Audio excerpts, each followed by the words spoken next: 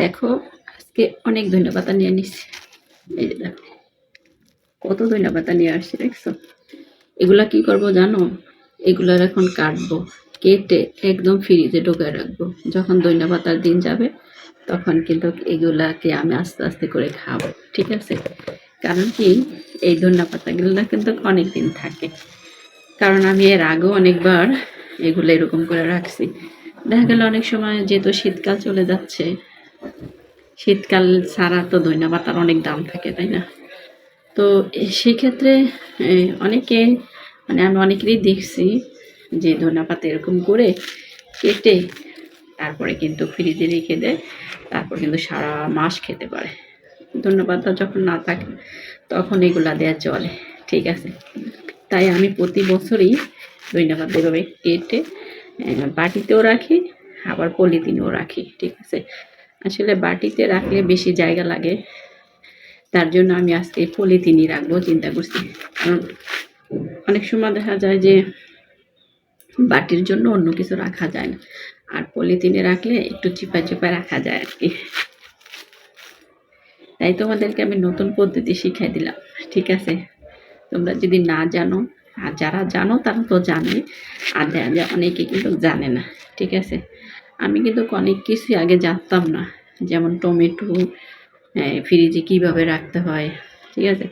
অনেকে দেখে যে ফ্রিজে টমেটোগুলো এই মানে আনাম রেখে দেয়, কিন্তু ওই আনামগুলা যখন রেখে দেয় তখন ওইটা আর কি শক্ত ব্রক হয়ে যায়, তখন কিন্তু ওইটা রান্না করলে আর মজা লাগে না, আর ওইটা কিন্তু সিদ্ধও হয় না, ঠিক আছে? ওইটা যদি সুন্দর করে চাশনির মতন করে যদি রাখা যায়, একদম সারা বছর মানে টমেটো আসার আগ পর্যন্ত খাওয়া যাবে। এটাকে আমি এরকম করি, কিন্তু বাট এই বছর আমি করতে পারি নাই কারণ এই বছর টমেটোর দাম অনেক বেশি, ঠিক আছে? তাই এমনি 1 কেজি 2 কেজি করে না রান্না করি, কিন্তু আমি এখন ওরকম টমেটো পাইনি যে আমি সিদ্ধ করে রেখে দেবো আর কি। তো অনেক কিছুই ফ্রিজ থাকলে অনেক কিছুই রাখা যায়, ঠিক আছে? তো অনেক কিছু শিখছি, আবার সামনেটা দেখি আরও কত কিছু শিখতে পারি কিনা, ঠিক আছে? তাই আর কি তোমাদের জন্য ভিডিওটা বানালাম। যারা না জানো তারা এইভাবে রেখে দিবা, ঠিক আছে? সারা বছর খাবা, কিন্তু গ্রান কিন্তু ওরকমই থাকে, এরকম মনে করো না যে গ্রানটা থাকে না, গ্রান কিন্তু থাকে। যেমন কাঁচামরিচ, আমি কিন্তু কাঁচামরিচও যখন একটু দামে কম হয় তখন কিন্তু কাঁচামরিচও আমি এভাবে 2-3 কেজি কিনে আমি কিন্তু রেখে দিই ফ্রিজে, ঠিক আছে? তারপরে দেখা যায় যে যখন দাম বাড়ে তখন হয়তো আর কিনা লাগে না, আর যখন শেষ হয়ে যায় তখন তো কিনা লাগে। যেমন এবার 300 টাকা 500 টাকা কেজিও কিনা খাইছি, মানে ওই ফ্রিজে জায়গা ছিল না, তাই অনেক সময় দেখা যায় যে সস্তা জিনিসও কিনা যায় না, ঠিক আছে? তবে তাজা জিনিসগুলো খাওয়াই ভালো। আমি এখন আর ওই যে মানে কি বলে অনেক দিনের জিনিস আবার খাইতে পারি না, ঠিক আছে? যেহেতু আমার এখন গ্যাস্ট্রিক হয়ে গেছে, গ্যাস্ট্রিক দিয়ে আলসার হয়ে গেছে,